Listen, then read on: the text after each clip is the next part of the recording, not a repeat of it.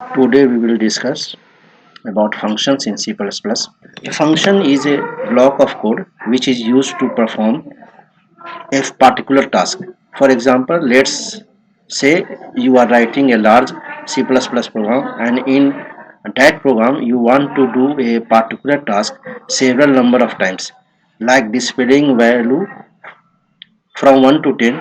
In order to do that, you have to write few lines of code, and you need to repeat these lines every time you display values. Another way of doing this is that you write these lines inside a function and call that function every time you want to display values. This would make your code simple, readable and reusable. C++ के अंदर functions बनाने के लिए syntax जो होते हैं वो simple है। पहले रिटर्न टाइप, उसके बाद फंक्शन का नाम और पैरेंथेसिस के अंदर पैरामीटर लिस्ट, जितने आपको रखने हैं आर्गुमेंट, आर्गुमेंट 1 कॉमा आर्गुमेंट 2, इस तरह से नंबर ऑफ आर्गुमेंट जितने रखने हैं कॉमा से हम लोग रख सकते हैं। और कर्ली ब्रेसेस ओपन करते हैं, कर्ली ब्रेसेस बंद करते हैं, और इसके बीच में जो भी स्टेटमेंट्स हैं C++ के, वो आप जो इम्पोर्टेंट पार्ट्स है वो C++ के अंदर कि फंक्शन का पार्ट्स जो है वो यूँ समझें, फंक्शन के कई पार्ट्स हैं, जैसे function declaration, prototype declaration, function definition, function call, return statement, formal and actual argument, function body, function header जिसको फंक्शन डिक्लेरेटर भी बोलते हैं। ये है, अब मैंने एग्जांपल एक दिया है, ये एग्जांपल है सिंपल। यहाँ पर ये देखिए इंट सम इंट इन, ये फंक्शन डिक्लेरेशन है।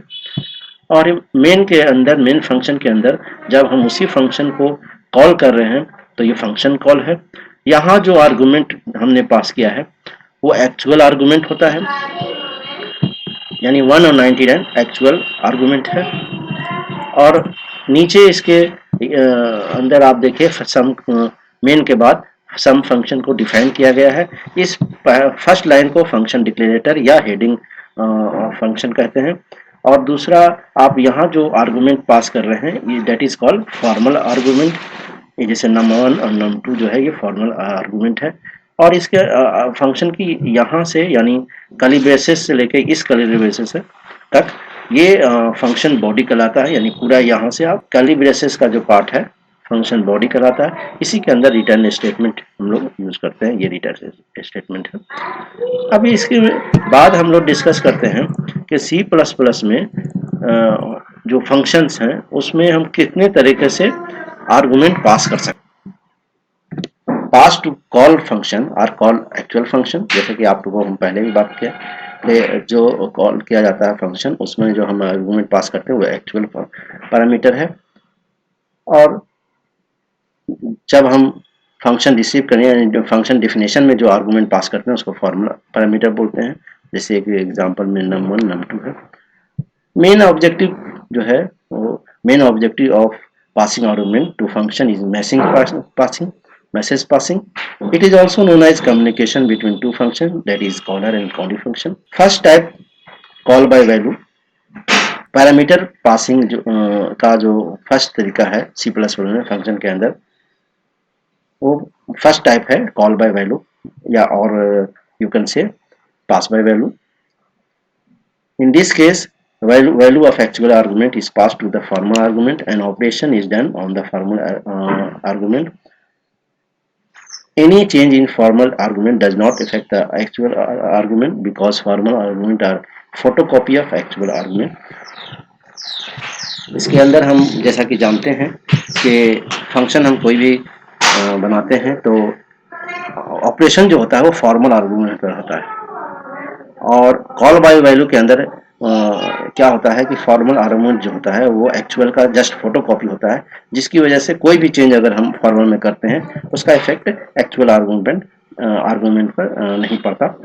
उसका एग्जांपल हमने एक दिया है, देखिए यहाँ पर एक सम कर रहे हैं, एक 2 नंबर का सम के लिए प्रोग्राम लिख रहे हैं through pass by value concept से। तो आप देखेंगे कि हमने एक सम नाम का एक फंक्शन लिया जो रिटर्न कर रहा है इंट टाइप का, और इंट इंट के लिए काम कर रहा है, यानी दोनों इंटीजर टाइप का वैल्यू को सम करेगा। और मेन में हमने इनपुट लिया और उसको कॉल कर लिया। यहाँ देखिए सम को कॉल किया ये फंक्शन। तो ये एक्स और वाई जो है वो एक्चुअल आर्गुमेंट है, जबकि जब हम यहाँ num1 और num2 की बात करें जो डिफिनेशन में लिखे ये फॉर्मल आर्गुमेंट है। अब आप जरा देखिए कि जब हम इसको कॉल कर रहे हैं यही num1 और num2 यानी जब यूजर रन कराएगा मेन से, मान लो एक्स और वाई के लिए वैल्यू इनपुट किया 5 और 10, तो 5 और 10 ही यहाँ सम के अंदर 5 और 10 आएगा, लेकिन ये जैसे ही कॉल हो रहा है ये जंप करके इसके डिफिनेशन पर जाएगा। तो जाएगा तो x का वैल्यू जो है वो आपका num1 में ट्रांसफर होगा और y का वैल्यू num2 में ट्रांसफर हो जाएगा। ओवरऑल num3 एक वेरिएबल है जो इंटीजर टाइप का है, उसमें हमने क्या किया कि num1 और num2 का सम करके सम वैल्यू वो मैंने num3 में स्टोर कर लिया और num3 को रिटर्न करा लिया। ये एक तरीका है। ये एक्चुअली आप ऐसे भी कर सकते हैं कि x जो है और y, तो ये यानी num1 फोटोकॉपी है x का और num2 फोटोकॉपी है y का, ठीक है। इसलिए कोई भी अगर हम num1 num2 में वैल्यू चेंज करेंगे तो उसका इफेक्ट ओरिजिनल पर नहीं पड़ेगा, ठीक है। और दूसरा कंसेप्ट है call by address. In this case, instead of passing values, address is passed. Function operates on addresses rather than their values. And second point जो है वो formal arguments are pointers to the actual argument. ये हमेशा याद रखना है। Formal argument पहले वाले में photocopy होता है actual का, यहाँ formal arguments are pointers to the actual argument. Hence changes made in the arguments are permanent. इसका एग्जाम्पल भी हम लोग कर लें। यहाँ आप क्या करते हैं, इसी तरह से सम उसी प्रोग्राम को जो मैंने पहले प्रोग्राम किया 2 नंबर का एडिशन कर रहा हूँ पास बाय एड्रेस कंसेप्ट से। तो इंट सम हमने डिफाइन किया, देखिए वहां मैंने इंट स्टार नहीं लिया, इंट स्टार यहाँ 2 बार लिया है, इंट इंट स्टार, क्योंकि यहाँ पर पॉइंटर का कंसेप्ट है। क्या होगा आप लोग अभी मैंने बताया कि फॉर्मल आर्गुमेंट जो होगा वो पॉइंटर होगा एक्चुअल का, ठीक है। तो मैंने एस्टिक में लिया और यहाँ आपको मेन के अंदर मैंने सम के साथ जो आर्गुमेंट पास किया m%x एंड m%y, यानी ये उस पॉइंटर का एड्रेस को शो कर रहा है। अब यहाँ फॉर्मल में जो हम डिफाइन कर रहे हैं स्टार num1 स्टार num2, ये पॉइंटर है एक्चुअल इसका, ठीक है, x और y का, और डायरेक्ट मैंने एक वेरिएबल में सम करके, यानी ये पॉइंटर है तो यानी एड्रेस पर वर्क कर रहा है, इसका ऑपरेशन एड्रेस पर है और इसका इफेक्ट यानी वैल्यू पर ही पड़ेगा अगर हम चेंज करेंगे तो, ठीक है। उसी तरह से कॉल बाय रेफरेंस में आप देखें पास बाय वैल्यू है, कॉल बाय रेफरेंस सॉरी जिसको पास बाय रेफरेंस भी बोलते हैं। Instead of passing values reference is passed, function operates on addresses rather than value. Formal इसमें क्या होता है, formal arguments are nickname of the actual name.